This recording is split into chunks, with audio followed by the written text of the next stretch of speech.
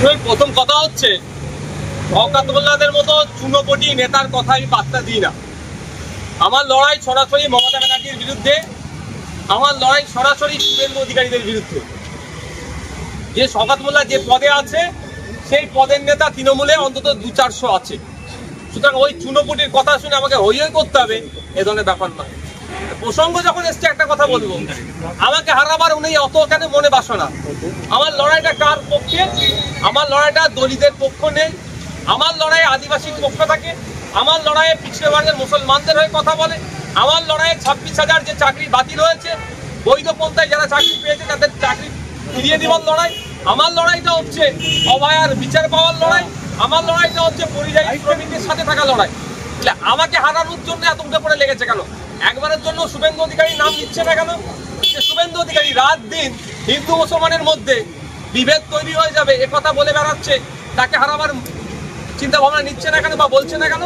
তারপরেও বলছি, কে হারবে কে জিতবে সময় কথা বলবে। 2026 সালের পরে তৃণমূল দলটা থাকবে নাকি সেটা এখন দেখার বিষয়।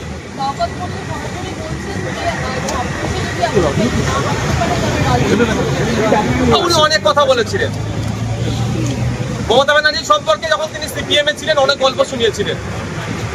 বাস্তবের সাথে কি হচ্ছে? আর উনি ওনার যে চ্যালেঞ্জ, আমি মমতা ব্যানার্জির সাথে আমার চ্যালেঞ্জ, চুনোপুটিদের কথা আমি পাত্তা দিই না।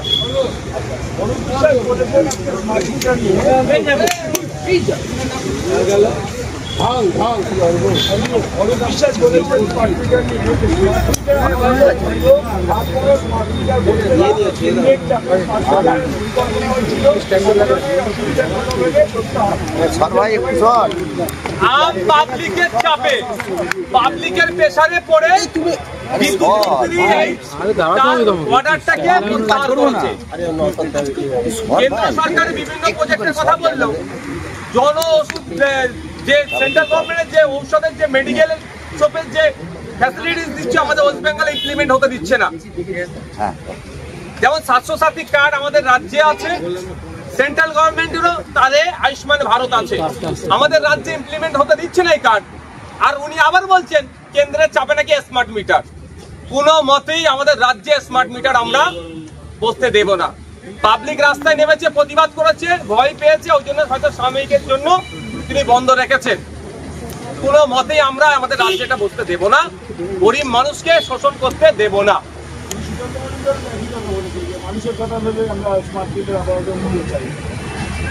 সুকান্ত মজুমদার কখন কি বলে উনি জানেন না। কদিন আগে উনি বলছিলেন কেষ্টর আর কাজলের ঝামেলা নিয়ে উনি কেস্টের পক্ষে আছেন, আবার 2-4 দিন আগে উনার প্রেস করে শুনলাম উনি কেস্টের বিপক্ষে কথা বলছেন।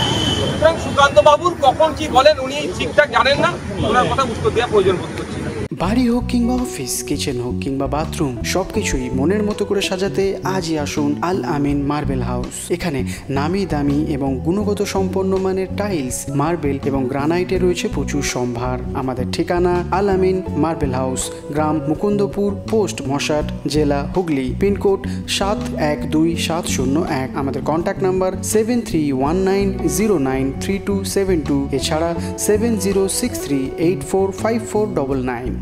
আজকে বিজেপির বিধায়করা ওয়াকআউট করে বেরিয়ে যান, প্রথম কারণ হচ্ছে শুভেন্দু অধিকারীর বিরুদ্ধে, এবং তৃণমূল বিধায়করা যখন বাইরে বলেন তখন স্পিকার সেই বিষয়টি বাইরের বিষয় বলে, কিন্তু শুভেন্দু অধিকারী বললে এটাকে বলা হয় মুখ্যমন্ত্রী সম্পর্কে।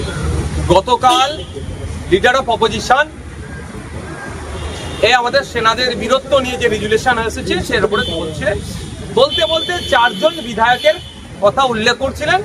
সেই সময় স্পিকার স্যার বললেন বাইরে কে কি বলছে সেই বিষয় ভিতরে অত আলোচনা হবে না, এই ধরনের একটা মন্তব্য করেছিলেন।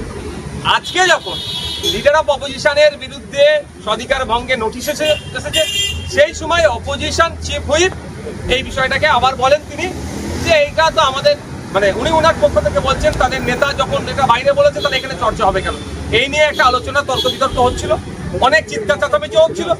স্পিকার স্যার কি বলছিলেন বা শঙ্করবাবু কি বলছিলেন সেটা আর শোনা যায়নি। আমি শুধু একা শুনতে পাইনি এরকম ব্যাপার নয়, যারা বিধানসভার মধ্যে রিপোর্টার সেকশনে যারা জব করছেন তাদেরও দেখবেন খোঁজ নিয়ে, তারাও বুঝতে পারেনি যে কি চিৎকার চেঁচামেচির মধ্যে কি কি কথা হয়েছে। অনুব্রত মণ্ডল নিয়ে যে আলোচনার প্রস্তাব দেওয়া হয়েছে সেই প্রস্তাব খারিজ করেছে স্পিকার এবং আলোচনার মধ্যে দেওয়া হয়েছে। আমার ব্যক্তিগত মতামত যদি জিজ্ঞাসা করেন তাহলে বলবো আলোচনা হওয়া দরকার। পুলিশ আমাদের সামাজিক বন্ধু, পুলিশের ফ্যামিলি তুলে, স্ত্রী তুলে, মা তুলে যেভাবে কর্যত ভাষায় আক্রমণ করেছে, অনুব্রত মণ্ডলের এতক্ষণ জেলে থাকা দরকার। যে অনুব্রত মণ্ডল যে প্রাণী তিহার জেলের ভাত খেয়ে নিজেকে শুধরাতে পারলো না, তাকে বাইরে থাকা অনুচিত, তাকে ধরে জেলের মধ্যে রাখা দরকার। তা নিয়ে চর্চা হওয়া দরকার। দুর্ভাগ্য আমাদের ওটা নিয়ে কোনো চর্চা হচ্ছে না। ওটা নিয়ে চর্চা হলে ভালো হতো, আমরা আলোচনা রাখতে পারতাম। উল্টে আমরা কি দেখলাম, যে পুলিশ কর্তা গাল খেলেন, তার মাকে, তার স্ত্রীকে কর্যত ভাষায় আক্রমণ করলো, সেই পুলিশ কর্তাকে এক প্রকার শাস্তি দেওয়া হচ্ছে, তাকে জব্দ করা হচ্ছে।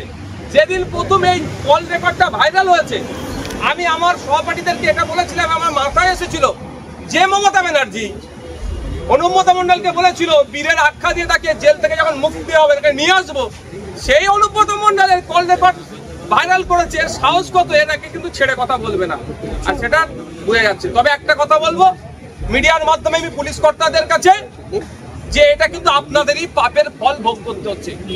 আজকে একজন সিদ্ধারা সোজা রেখেছিল বলে তার উপরে কোপ আসছে। সমস্ত পুলিশ কর্তারা যদি, পুলিশের পার্সনরা যদি সিদ্ধারা সোজা রেখে কজনের উপরে কোপ না পাবে, এটা মাথায় রাখা দরকার। নিরপেক্ষতা বজায় রেখে কাজ করুন।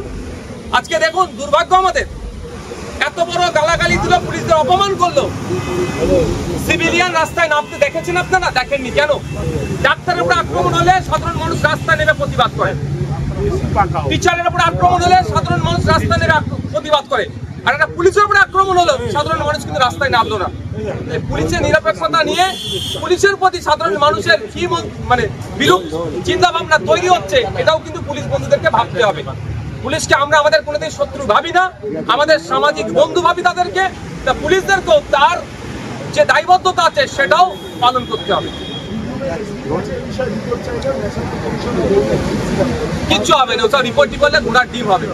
ন্যাশনাল হিউম্যান রাইটস কমিশন যাকে নটোরিয়াস ক্রিমিনাল বলেছে, সে বাইরে বাড়িয়ে ঘুরছে, বড় বড় নিদান দিচ্ছে। ন্যাশনাল হিউম্যান রাইটস কমিশনের দেওয়া সার্টিফিকেটে সে এখন জেলের ভাত খাচ্ছে না।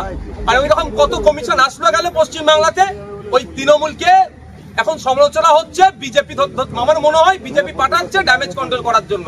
আমরা ভাববো কিছু একটা হবে, রিপোর্ট চাইবে, ঘোড়ার ডিম হবে। আমি অন ক্যামেরা বলছি এই রিপোর্ট নিয়েও অনুব্রত মণ্ডলের একটা প্রশ্ন মিলাতে পারবে না।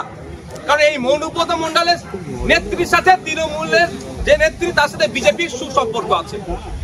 শওকত মোল্লা বলেছেন আপনাকে ভাঙড় থেকে হারাবে, আর হলে আপনি 2026 সালের পরে এমনি রাজনীতিও থাকবে না, এমনি তো রাজনীতি থাকতে হবে। পেঁয়াজ জেলের ভাত খেতে হবে, দেখুন না।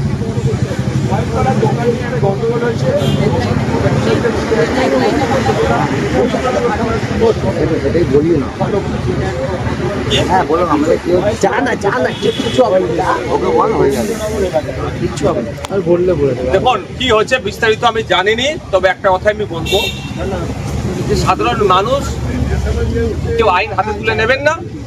সাথে সাথে প্রশাসনের উদ্দেশ্য এটা বলবো যে অবৈধভাবেও যদি বসবাস করে তারা। GB Global School, situated in Dankuni at Kolachhora. এখানে অত্যাধুনিক প্রযুক্তিতে স্মার্ট বোর্ডের মাধ্যমে বাচ্চাদের নতুন যুগের শিক্ষায় উদ্বুদ্ধ করা হয়। We also have an enriching library and well-equipped computer lab. মনোগ্রাহী গল্পের ঝুড়ি তাদের নিয়ে যায় এক কল্পনার রাজ্যে। Our indoor playroom helps students develop their motor skills. নাচের ছন্দে খুদেরা মাতোয়ারা। In the lush green playground, students are fun and make new friends. আর এভাবেই বেজে যায় ছুটির ঘন্টা।